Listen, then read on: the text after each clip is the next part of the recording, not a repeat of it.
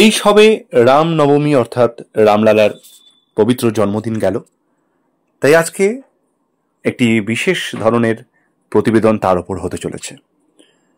প্রতিবেদনটির নাম মানে হেডলাইন আর কি, ইতিহাসে রাম ও রামায়ণ বিতর্ক। আমি এটি ফেসবুক থেকে সংগ্রহ করেছি। পোস্টকারকের নাম আমি পরে উল্লেখ করে দেব, ক্রেডিট ফেসবুক এবং লেখকের সম্পূর্ণ রূপেই। তো যাক, বেশি কথা না বাড়িয়ে আমি পড়া শুরু করি আজকের মূল বিষয়টি। শুনতে থাকুন। অযোধ্যার রাজপুত্র ও শাসক রামচন্দ্র বলে সত্যি কেউ ছিলেন কিনা, সত্যি সত্যিই সীতাহরণ, লঙ্কা অবরোধ ও রাম রাবণের মধ্যে যুদ্ধ হয়েছিল কিনা, বাল্মীকি সত্যি প্রাচীন কোনো ভারতীয় কবির নাম কিনা, তার নামে প্রচলিত রামায়ণ তারই লেখা ও যথেষ্টই প্রাচীন কিনা, এবং রামায়ণ আদৌ একটি মৌলিক গ্রন্থ অথবা স্বদেশী বিদেশি বিবিধ গ্রন্থের প্রভাবে রচিত কিনা, ভারতের ইতিহাসে এসব বিতর্ক খুব একটা নতুন কিছু নয়। ইতিহাস বলে যে খ্রিস্টীয় 19 শতকের ইউরোপীয় ভারততত্ত্ববিদরা সর্বপ্রথম এসব বিতর্কের সৃষ্টি করেছিলেন এবং এরপরে 20 শতক পর্যন্ত এসব নিয়ে এক টানা বিতর্ক চলেছিল। তারপরে ভারতীয় পণ্ডিতরাও ক্রমশ এই বিষয়টি নিয়ে আগ্রহী হয়ে উঠেছিলেন এবং বিভিন্ন সময়ে বিভিন্ন প্রবন্ধও লিখেছিলেন। বর্তমান সময়ে এসব প্রসঙ্গ আবার নতুন করে গুরুত্ব লাভ করেছে বলে দেখতে পাওয়া যায় এবং উত্তরপ্রদেশ, বিহার, মধ্যপ্রদেশ ও পশ্চিমবঙ্গে একদিকে যেমন প্রত্নইতিহাসের আলোয়, অন্যদিকে তেমনি আবার দর্শন এবং ধর্মতত্ত্বের নিরিখেও পূর্বোল্লিখিত প্রশ্নগুলির মূল্যও যাচাই করবার কাজ চলছে। এর ফলে যেমন শুভবুদ্ধি প্রসূত অনেক আলোচনা হচ্ছে, তেমনি আবার গোঁড়ামি এবং একগুঁয়েমি প্রণোদিত অনেক বাক বিতণ্ডারও সৃষ্টি হচ্ছে। এসব তর্ক বিতর্কের সংমিশ্রণে রাম এবং রামায়ণ নিয়ে ইতিহাস সম্মত কিছু মতামত তুলে ধরাই এ প্রবন্ধের মূল উদ্দেশ্য। একটু থামিয়ে আপনাদেরকে বলে রাখি, একটু ধৈর্য ধরবেন, কারণ ভিডিওটি একটু লেন্দি হতে চলেছে। শুরু করা যাক আবার। তবে এ বিষয়ে মূল আলোচনায় প্রবেশ করবার আগে জানিয়ে রাখবার দরকার যে অতীতে গিলবার্ট মাব্বে প্রাচীন গ্রিক সাহিত্যগুলি সম্পাদন ও অনুবাদ করতে গিয়ে বলেছিলেন যে কোন কোন বিষয়ে মতভেদ, কোন কোন বিষয়ে মতৈক্য এবং সর্ববিষয়ে উদার সহনশীলতাকেই যে কোনো প্রাচীন সাহিত্যের কাল, প্রকৃতি ও গুণাগুণ বিচারের অনন্ত মাপকাঠি বলা যেতে পারে। কিন্তু এসব থেকে স্খলিত হলে শুধু তর্কই ফেনাইত হয়, কখনোই কোনো সমাধানে পৌঁছানো সম্ভব হয় না। রামায়ণ ও মহাভারতের মধ্যে রচনার দিক থেকে কোনো মহাকাব্যটি সব থেকে বেশি প্রাচীন এবং এই দুটি গ্রন্থের বিষয়বস্তু সত্যিই কোনো ঐতিহাসিক ভিত্তি আছে কিনা, এসব প্রশ্ন নিয়ে বিদেশি ভারততত্ত্ববিদরা অতীতে যথেষ্ট মাথা ঘামিয়েছিলেন বলে দেখতে পাওয়া যায়। এরপরে এই বিষয়টি ভারতের ইতিহাসবিদ এবং প্রত্নতত্ত্ববিদরাও মনোযোগ আকর্ষণ করেছিলেন বটে। হিন্দু ধর্মের প্রচলিত বিশ্বাস অনুযায়ী রামচন্দ্র ত্রেতায় ও শ্রীকৃষ্ণ দাপরে আবির্ভূত হয়েছিলেন এবং রামকথা কৃষ্ণ কথার আগেই শাস্ত্রাকারে প্রচারিত হয়েছে। তাছাড়া মহাভারতে রামায়ণের কোন কোন প্রসঙ্গ উল্লিখিত হতে দেখা যায়। সুতরাং সাধারণ বিশ্বাস অনুযায়ী রচনার দিক থেকে রামায়ণ মহাকাব্যই প্রাচীনতর, কিন্তু ভাষাতত্ত্ববিদদের মতে ভাষার বিচারে রামায়ণের রচনা রীতি যতটা প্রাঞ্জল, মহাভারতের কিন্তু ততটা নয়। এছাড়া রামায়ণে বর্ণিত প্রাচীন সমাজের নৈতিক মানদণ্ড যতটা উন্নত ও পরিচ্ছন্ন বলে দেখা যায়, মহাভারতের ভারতবর্ষের কিন্তু সেটা পুরোপুরি পাওয়া যায় না। এসব কারণের জন্যই অনেকে মনে করেন যে রামায়ণের ঘটনাবলী মহাভারতের পূর্ববর্তী হলেও এটি আসলে পরবর্তীকালের রচনা। আবার এর সম্বন্ধে পণ্ডিত মহলে কিন্তু ভিন্ন মত প্রচলিত রয়েছে।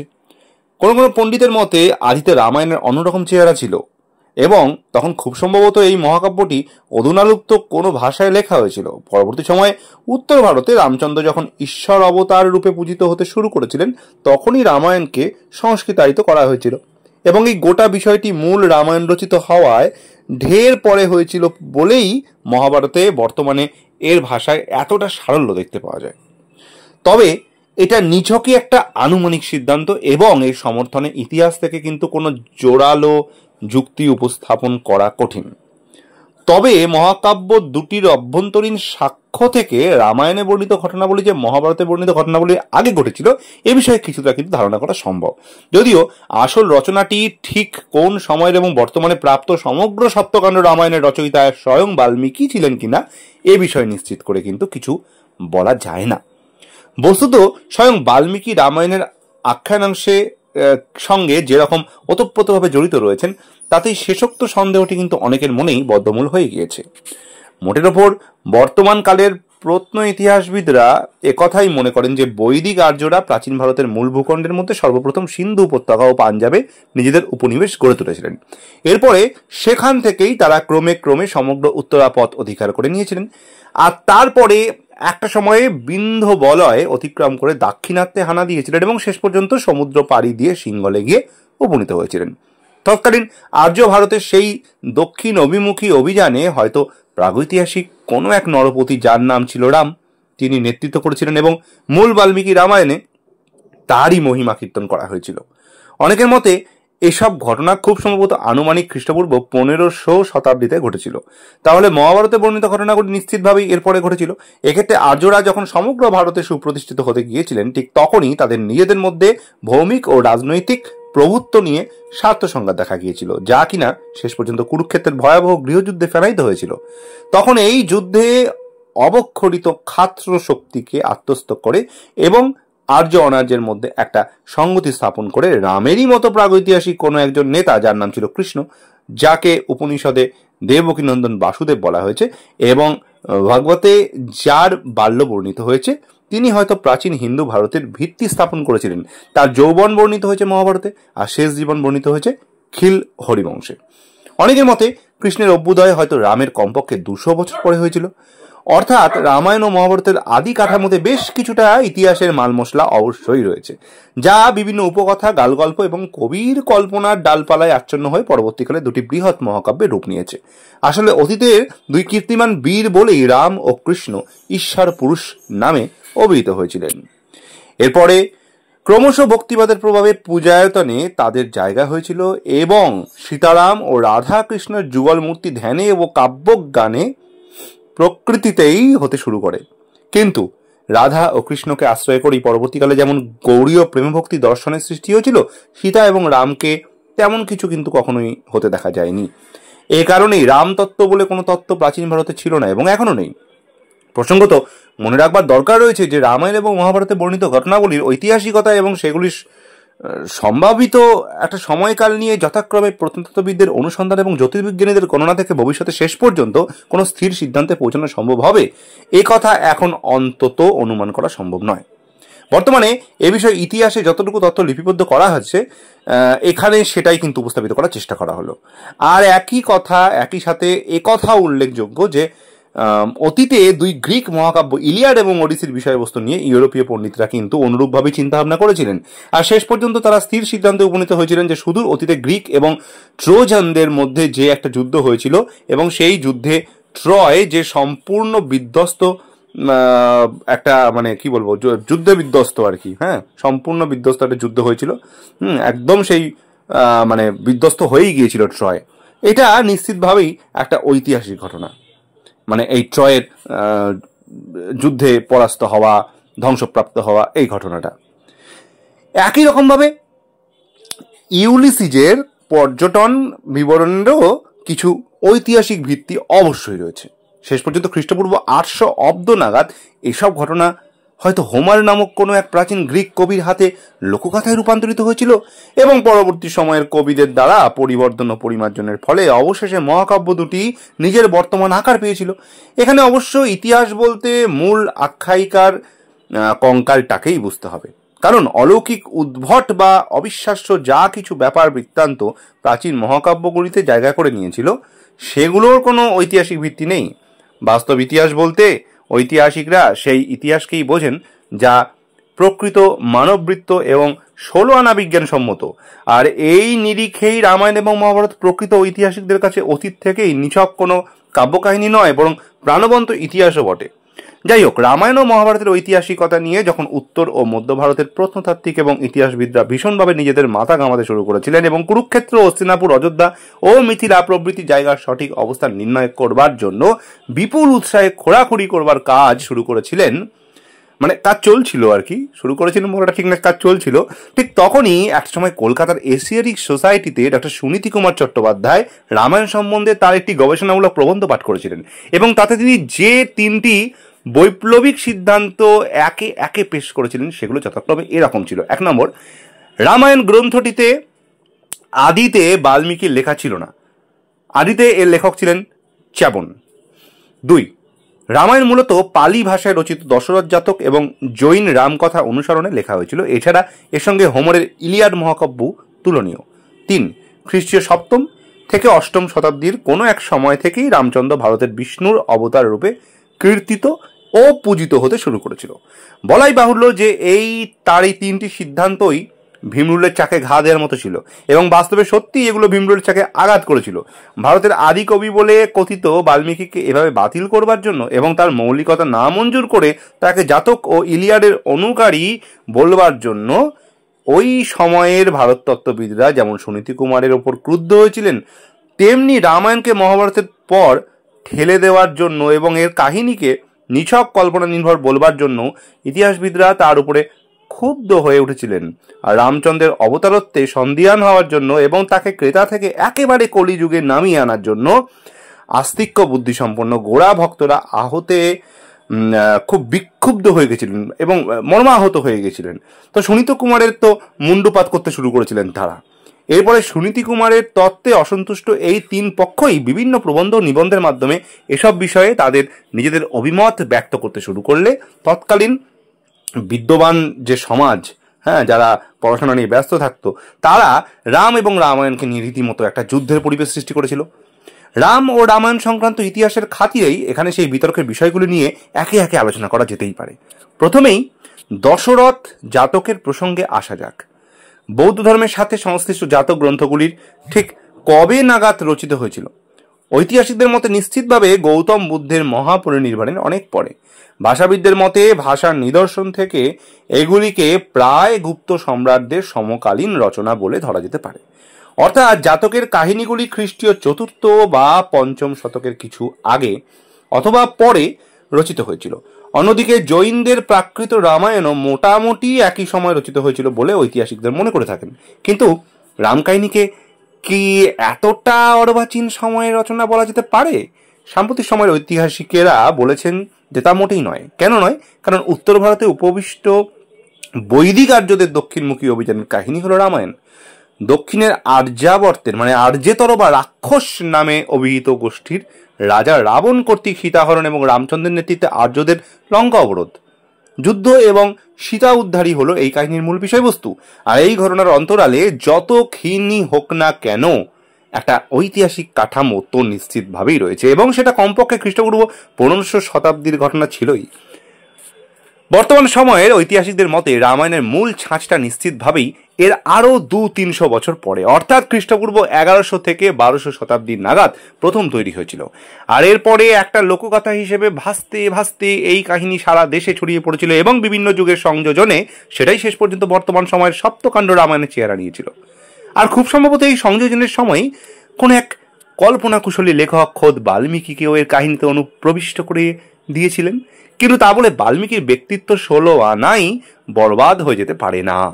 তাছাড়া আদি রামায়ণ যে চ্যাবনের রচনা, এ কথার অনুকূলে কোনো ঐতিহাসিক প্রমাণ এখনো পর্যন্ত কিন্তু কোথাও পাওয়া যায়নি। প্রাচীন পৌরাণিক কাহিনী অনুসারে তপস্যা নিরত চ্যাবন কোনো এক সময়ে বাল্মীক স্তূপে, এটা বাল্মীকি মুনির কথা বলছি না, বাল্মীক স্তূপে আবৃত হয়ে পড়েছিলেন এবং সে সময়ে তার চোখ দুটিকে জ্বলন্ত দুটি মণি ভেবে অরণ্য ভ্রমণে আগত রাজনন্দিনী সুকন্যা তাকে আঙুলের বা কাঠির খোঁচায় অন্ধ করে দিয়েছিলেন। এরপরে অশ্বিনী কুমারদ্বয়ের সাহায্যে চ্যাবন যুবকে পরিণত হয়েছিলেন এবং নিজের দৃষ্টি ফিরে পেয়ে সুকন্যাকেই বিবাহ করতে চেয়েছিলেন এবং করেওছিলেন। কিন্তু এই কাহিনী অনুসারে চ্যাবনও বাল্মীক স্তূপে ঢাকা পড়েছিলেন দেখেই তাকে কি আদৌ রামায়ণ রচয়িতা বলা চলে? অথবা চ্যাবনকেই বাল্মীকি বললেও সেটাও কি আদৌ যুক্তিসঙ্গত হয়?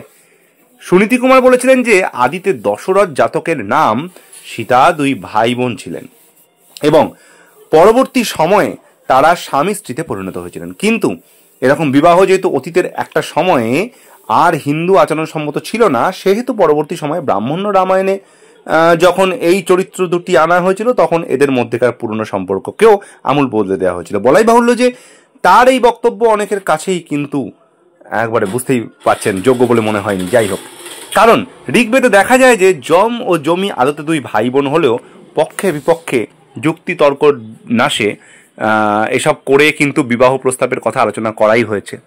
এমনকি এ ধরনের বিবাহ যে তখন বৌদ্ধদের সমাজেও প্রচলিত ছিল এর দৃষ্টান্ত ইতিহাসে পাওয়া যায়। যেমন স্বয়ং বুদ্ধের খুড়তুতো ভাই দেবদত্তই নিজের সহোদরাকে বিবাহ করেছিলেন। এছাড়া এই পৃথিবীর বিভিন্ন আদিম জাতি তাদের মধ্যে কিন্তু অনেকের মধ্যেই এ ধরনের বিবাহের প্রচলন দেখা যায়। যেমন ক্লিওপ্যাট্রা তার ভাই টলেমিকে বিবাহ করেছিলেন। কাজেই এ থেকে কি আদৌ এ কথা প্রমাণিত হয় যে দশরথ জাতক প্রাচীনতর ও রামায়ণ অর্বাচীনতর? বলাই বাহুল্য, এ কারণেই সুনীতি কুমারের এই সিদ্ধান্তটি বর্তমান সময়ের ঐতিহাসিকদের কাছে যুক্তিগ্রাহ্য হয়নি। এর থেকে বরং এ কথাই বেশি যুক্তিসম্মত যে দশরথ জাতক বা জৈন রামায়ণের লেখকরা চলতি লোকপ্রত্যয় থেকেই রাম সীতার পরিচয় প্রসঙ্গটি আহরণ করেছিলেন, অথবা এ বিষয়ে তাদের নিজস্ব কোনো ব্যাখ্যা ছিল।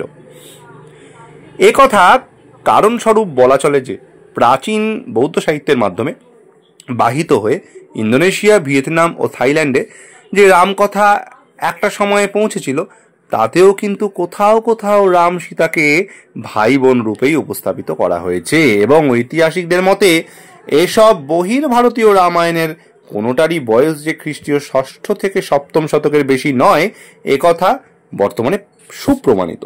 কারণ দক্ষিণ পূর্ব এশিয়ার কোনো জায়গাতেই খ্রিস্টীয় 4র্থ থেকে 5ম শতাব্দীর আগে কোনো হিন্দু উপনিবেশ গড়ে উঠেছিল বলে ইতিহাসে তথ্য পাওয়া যায় না। অর্থাৎ এ থেকে মনে করা যেতে পারে এসব জায়গার মানুষেরা খুব সম্ভবত দশরথ জাতক থেকেই এই কাহিনীটি পেয়েছিলেন, বাল্মীকি রামায়ণ থেকে নয়।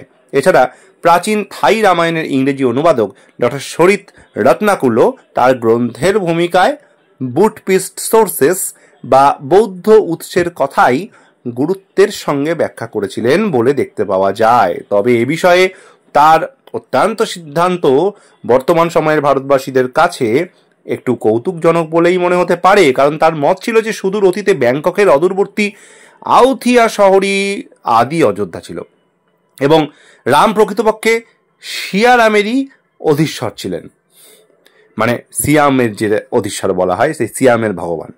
পরে একটা সময়ে তার জীবন কাহিনী পরিব্রাজকদের দ্বারা বাহিত হয়ে ভারতে পৌঁছেছিল, মানে রাম আদৌ ভারতীয়ই নয়, এবং সেটাই এরপরে রামায়ণ রূপে মূর্তি পরিগ্রহ করেছিল এবং এরপরে সেই রামায়ণই আবার ইন্দোনেশিয়া ও সিয়ামে বৌদ্ধদের হাত ধরে ফিরে এসেছিল। পরবর্তী সময়ে ডক্টর সুনীতি কুমার ডক্টর রত্নাকুলের এই অভিমতের উপরে ভিত্তি করেই রামায়ণকে দশরথ জাতকের অনুগামী বলেছিলেন কিনা এ বিষয়ে তিনি সুস্পষ্টভাবে কিছু জানাননি। তবে থাইল্যান্ডে যদিও আউতিয়া নামের শহরটিকে এখনও রামের রাজধানী রূপেই দেখানো হয় এবং আজও থাই রাজারা অনেকেই তাদের নিজেদের নামের সাথে রাম অভিধাটি যুক্ত করে থাকেন, যেমন থাইল্যান্ডের বর্তমান রাজা 10ম রাম নামে পরিচিত। কিন্তু তবু অধ্যাপক রত্নাকুলের বক্তব্যের এই অংশটুকু যে অলিক ও ইতিহাস বিরুদ্ধ এ কথা সবিস্তারে বোঝানোর কোনো দরকার পড়ে না। এবারে গ্রিক মহাকাব্য ইলিয়াডের প্রসঙ্গে আসা যেতে পারে। সাধারণভাবে হোমরের সময়কাল যদিও খ্রিস্টপূর্ব 8ম শতক বলে ধরা হয়, কিন্তু তবুও ভারতবর্ষে গ্রিক সভ্যতা সংস্কৃতির অনুপ্রবেশ কোনোভাবেই আলেকজান্ডারের ভারত অভিযানের আগে অর্থাৎ খ্রিস্টপূর্ব 3য় শতাব্দীর আগে যে ঘটেনি এ বিষয়ে ঐতিহাসিকরা একমত। অন্যদিকে রামায়ণ কাহিনীর মূল কাঠামো যে এর আগেই তৈরি হয়ে গেছিল এ কথা কিছুক্ষণ আগেই বলা হয়েছে। সুতরাং রামায়ণ যে ইলিয়াডের ছায়া রচিত হয়েছিল এমনটা বলা চলে না, বরং ইতিহাস ঘাটলে এটাই দেখা যায় যে ভারতে গ্রিক প্রভাব প্রকাশমান হওয়ার আগেই ভ্রাম্যমান মণিকদের মাধ্যমে ভারতের সংস্কৃতি গ্রিক উপকূলে স্পর্শ করতে পেরেছিল।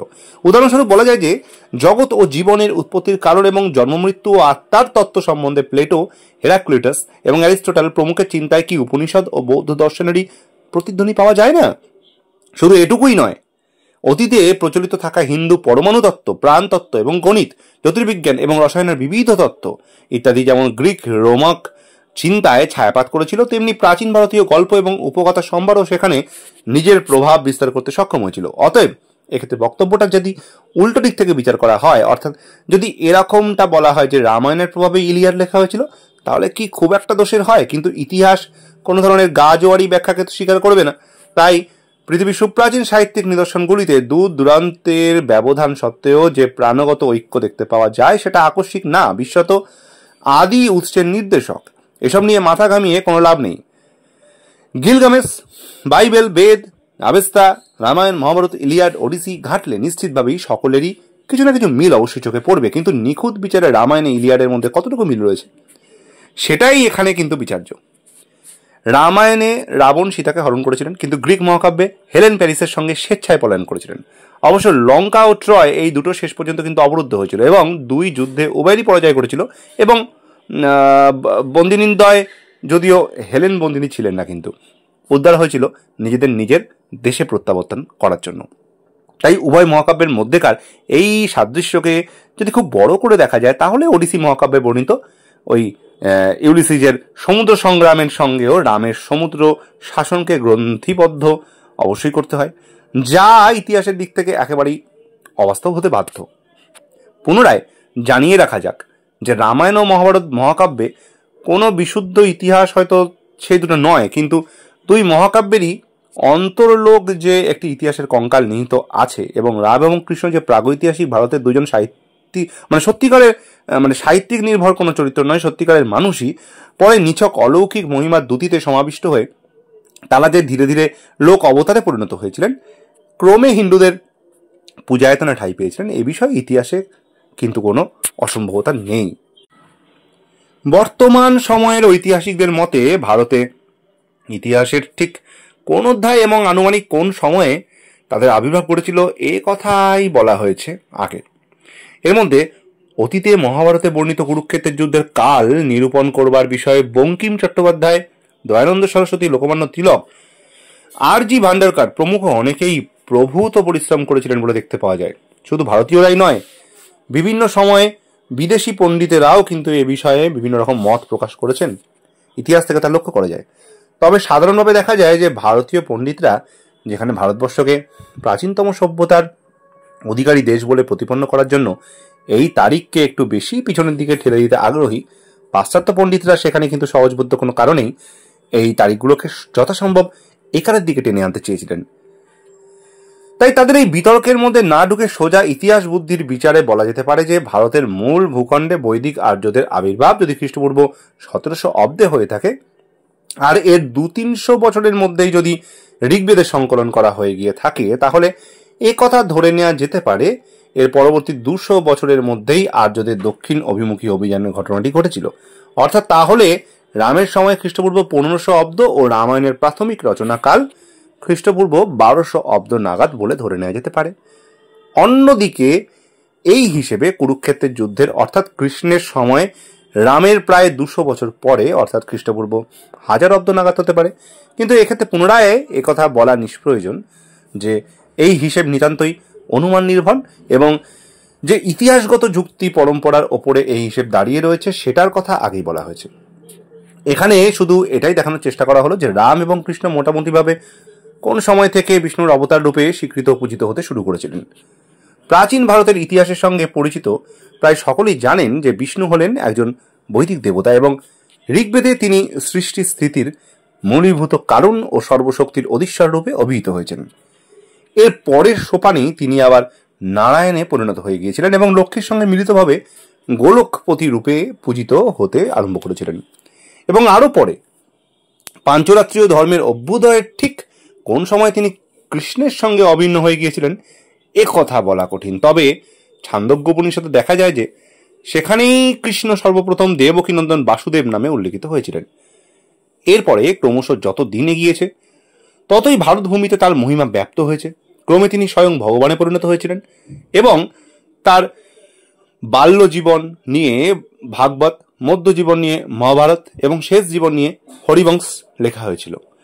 এরপরে খ্রিস্টীয় 10ম থেকে 1200 শতকের মধ্যবর্তী কোনো এক সময় তার সঙ্গে শ্রী রাধিকা যুক্ত হয়েছিলেন, যিনি আবার কৃষ্ণলীলা বিষয়ক পূর্বোক্ত কোনো প্রামাণ্য গ্রন্থেই প্রাপণীয়া নন। কিন্তু কৃষ্ণের থেকে প্রায় 2000 বছরের কনিষ্ঠা হয়েও রাধিকা ঠাকুরানী তার লাদিনী শক্তিরূপে গৌড়ীয় ভক্তি দর্শনে সগৌরবে অনুপ্রবিষ্টা হয়েছিলেন এবং নির্বাক, মধ্য ও চৈতন্য ক্রমান্বয়ে তাকে পরম আরাধ্য দেবী রূপে যুগল আরাধনার বেদিতে বসিয়ে পূজা নিবেদন করেছিলেন। সুতরাং এ বিষয়ে নিঃসন্দেহ হওয়া যায় যে কৃষ্ণের মতো রামও সুদূর অতীতের কোনো এক সময় বিষ্ণুর অবতার রূপে পূজায়তনে পরিগৃহীত এবং সীতাসহ যুগল আরাধনার বিষয়ীভূত হয়েছিলেন। যদিও অবশ্য মধ্যযুগে সাধু রামানন্দই রামায়েত সম্প্রদায়ের স্রষ্টা ছিলেন এবং তার অল্প পরে ভক্ত তুলসী দাসই অবধি হিন্দিতে ভক্তিভিত্তিক রামচরিত মানস লিখে সমগ্র উত্তর ভারতের রাম ভজনার পরিব্যাপ্তি ঘটিয়েছিলেন। কিন্তু তবু রামচন্দ্রকে মোটেই এতটা অর্বাচীন বলা চলে না। বস্তুত ঈশ্বর পুরুষ হিসেবে তিনিও ভারতে যথেষ্ট পুরনো। উদাহরণস্বরূপ বলা যায় যে পাণিনি গ্রন্থেও রাম এবং রাঘব শব্দ দুটির কিন্তু পাওয়া যায়। ঐতিহাসিকদের মতে অষ্টাধ্যায়ী নামক গ্রন্থের রচয়িতা পাণিনি খ্রিস্টীয় অব্দের আগের অথবা সূচনাকালের মানুষ ছিলেন। এরপরে খ্রিস্টীয় প্রথম শতকে ভাস প্রতিমা নামের একটি নাটক লিখেছিলেন, যা রামায়ণ কাহিনী অবলম্বনেই রচিত হয়েছিল। সুতরাং এরা কেউই যে বৌদ্ধদের দশরথ জাতক থেকে রামকথা আরোহণ করেননি এটা নিশ্চিতভাবে বলা যায়। এরপরে খ্রিস্টীয় অষ্টম শতকে ভবভূতি উত্তর রামচরিত ও মহাবীর চরিত নামের নাটক দুটি লিখেছিলেন। সেগুলির উৎসও নিশ্চয়ই কিন্তু দশরথ জাতক ছিল না বা হতে পারে না, কারণ এই দুটি নাটকের কোনোটিতেই দশরথ জাতকের অনুগামিতা দেখতে পাওয়া যায় না। এমনকি সমকালীন ভট্টিকাব্যেও দশরথ জাতকের কোনো নামগন্ধ পাওয়া যায় না। এছাড়া খ্রিস্টীয় চতুর্থ শতক নাগাদ কালিদাসের রঘুবংশ নামক কাব্যটি লিখেছিলেন, সেটার উৎসও নিশ্চিতভাবে বাল্মীকি রামায়ণ ছিল।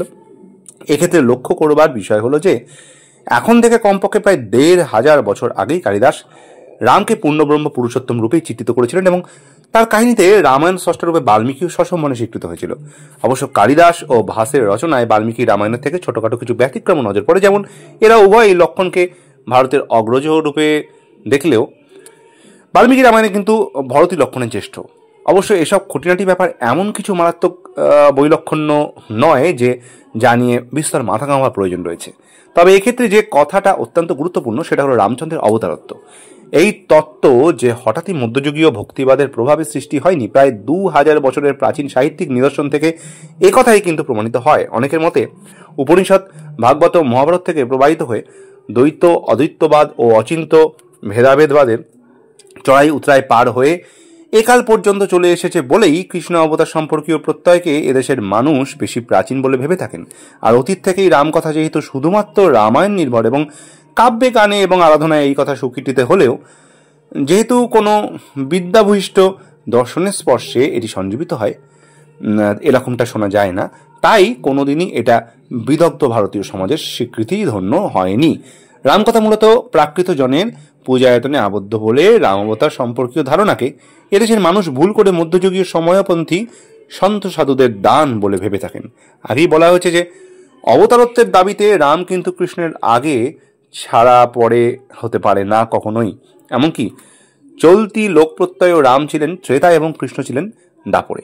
যদিও অনেকের মতে অবশ্য এই কালবিভাগ সম্পূর্ণ অবান্তর এবং ভিত্তিহীন, কিন্তু তবুও অতীতে পার্জিটার প্রমুখ পাশ্চাত্য পণ্ডিতেরাও কিন্তু তাদের পুরাণ পর্যালোচনা বিষয়ক গ্রন্থগুলোতে হিন্দুদের এই যুগ বিভাগকে একেবারে নস্যাৎ করতে পারেননি। তাই বর্তমানে মোটের ওপরে এ বিষয়ে কোনো সন্দেহ নেই যে জয়দেবের দশাবতার স্তোত্র রচনা করবার ঢের আগেই রামচন্দ্র ভারতভূমিতে অবতারত্বের প্রতিষ্ঠিত হয়ে গিয়েছিলেন। এখন সেই আগেটা কত আগে এটা নিয়ে পণ্ডিত মহল কোনো স্থির সিদ্ধান্তে উপনীত হতে পারেনি। যে যে কারণ পরম্পরায় রাম এবং কৃষ্ণ প্রাচীন ভারতের ঈশ্বর পুরুষ বা ঈশ্বর অবতার বলে গৃহীত হয়েছে, এই আলোচনার সূচনাতেই সেসব জানিয়ে দেওয়া হয়েছে। আর সুদূর অতীতে আর্য ভারতের রাষ্ট্রিক অধিকারকে সুদূর দক্ষিণে সম্প্রসারিত করে যে রাম সিংহলকেও ভারতীয় প্রশাসন বলয়ের মধ্যে নিয়ে এসেছিলেন, সেই অমিত শক্তিধর ব্যক্তিটি ঈশ্বর ছাড়া অন্য কিছু বলে কি গণ্য হতে পারেন? অন্যদিকে যে কৃষ্ণের উত্তরে উপনিবিষ্ট বিবদমান আর্য গোষ্ঠীর মধ্যে সঙ্গতি সাধন করে এবং আর্য অনার্যের মধ্যে সমন্বয় ঘটিয়ে প্রাচীন ভারতে হিন্দুদের সমাজ বোধের আদি কাঠামোটি সংস্থাপিত করতে পেরেছিলেন, তিনিও একইভাবে অবতার পদবী লাভ করেছিলেন এবং তার এই মহিমান্বিত বিরাট ব্যক্তিত্বের দিকে লক্ষ্য রেখেই ভাগবত, মহাভারত, হরিবংশ রচয়িতা বলে কথিত ব্যাস তাকে সঙ্গত কারণেই ভগবান হরি ঈশ্বর বলে অভিহিত করেছিলেন। ইতিহাসে বলে যে এমনভাবেই কিন্তু অবতারদের সৃষ্টি হয়েছে যুগে যুগে। এরকম আরও উদাহরণ ইতিহাস থেকে দেওয়া যায়, যেমন সুদূর অতীতে ব্রাহ্মণ ক্ষত্রিয়ের একাধিকারে জর্জরিত শূদ্র দাসদের বেদ, ব্রাহ্মণ ও যাগ যজ্ঞ বিরোধী অভ্যুত্থানে যে বুদ্ধ নেতৃত্ব দিয়েছিলেন, তিনিও পরবর্তী সময় অবতার রূপেই গণ্য হয়েছেন। রোম শাসিত জুডিয়ায় ইহুদি ধানিক ও পুরোহিত গোষ্ঠীর শোষণ থেকে যে খ্রিস্ট কৃষক এবং কৃতদাস শ্রেণীকে মুক্ত করতে পেরেছিলেন, পরবর্তী সময়ে খ্রিস্টানরা তাকে পীড়িত পুরুষ এবং ঈশ্বরপুত্র বলে অভিহিত করেছেন। কুক্রিয়াসক্ত লিঙ্গপূজক কোরেসদের এবং আচার সংস্কারহীন বেদুইনদের ইসলামের ছত্রছায়া এনে এশিয়ার পূর্ব পশ্চিমে ব্যাপ্ত বিশাল ভূখণ্ডে যে মোহাম্মদ মুসলিম প্রভুত্ব কায়েম করেছিলেন, মুসলমানরা তাকে পয়গম্বর অর্থাৎ ঈশ্বর অবতার বলে থাকেন। অনুরূপভাবেই জরাথুস্ট, কংফুস, লাউস প্রমুখ মানুষের সাহিত্য, দর্শনে তথা পূজায়তনে ঠাঁই পেয়েছেন। তাই রূপকথা বলাই বাহুল্য, আর সাহিত্য বলাই বাহুল্য, আর প্রামাণ্য সত্য বলাই বাহুল্য, সবই বাহুল্য। রাম এবং কৃষ্ণের অবতারত্বে উন্নীত হওয়ার ধারাও কিন্তু অভিন্ন, একথা বলাই বাহুল্য। অবশ্য ভক্ত, শিষ্য, মনস্বী ও পণ্ডিতদের ব্যাখ্যায় যুগে যুগে তাদের মহিমা যেমন উজ্জ্বল থেকে উজ্জ্বলতর হয়েছে, ঠিক তেমনি আবার অলৌকিক শ্রীমণ্ডিত হতে হতে তারা শেষ পর্যন্ত স্বয়ং ঈশ্বরই হয়ে পড়েছেন। এখানে কেউ হয়তো প্রশ্ন তুলতে পারেন যে এই জিনিসটা 16 আনা আজগুবি কিনা।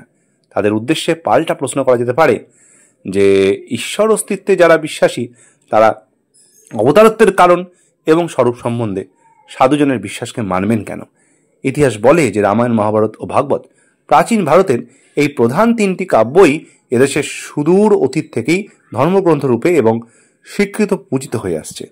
এর কারণস্বরূপ বলা যায় যে এই 3টি গ্রন্থের প্রথমটিতে রামের এবং পরবর্তী দুটিতে কৃষ্ণের জীবন কথা বিবৃত হয়েছে।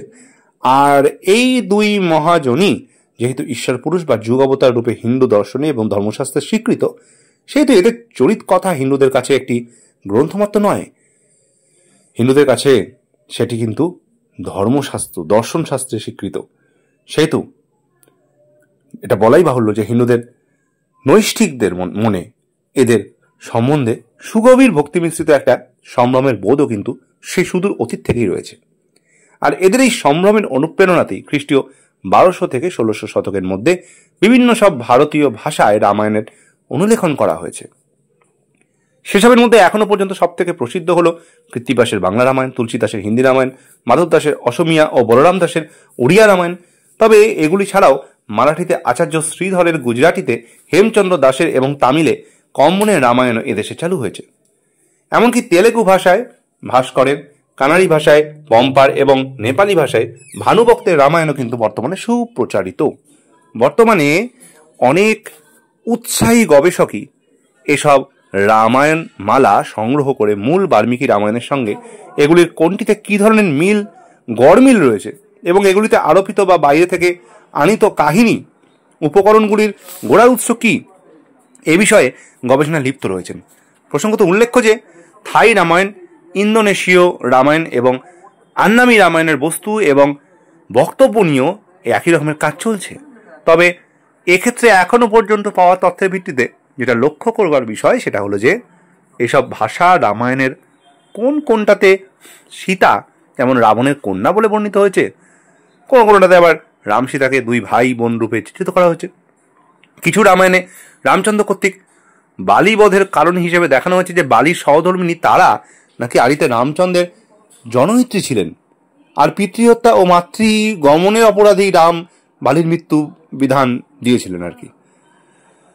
কোনো কোনো রামায়ণে আবার হনুমানকে লক্ষ্যভ্রষ্ট করবার জন্য শাপভ্রষ্ট গন্ধকালীর কুম্ভীর রূপ ধরে তাকে আক্রমণের, এবং কিছু রামায়ণে আবার অপালা নামের এক রাক্ষসীর মোহিনী রূপ ধারণ করে হনুমানের সামনে নিরাবৃত দেহে নৃত্য করবার কাহিনী উপস্থাপিত হয়েছে বলে দেখতে পাওয়া যায়।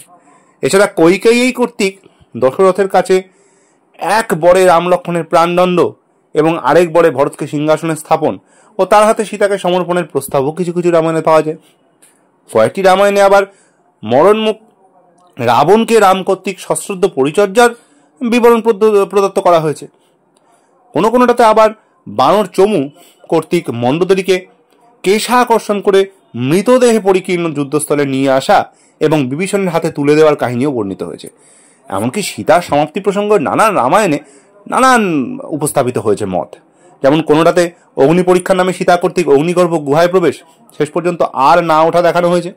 কোনোটাতে পুরাণবাদীদের কৌতূহল নিবারণের জন্য পূর্ণগর্ভা সীতা নাকি তার ঘরের মানে সীতা কর্তৃক আর কি ঘরের মেঝে খড়ি দিয়ে রাবণের আলেখ্য অঙ্কন এবং ক্লান্তিবশত সেটার ওপরেই শুয়ে ঘুমিয়ে পড়া।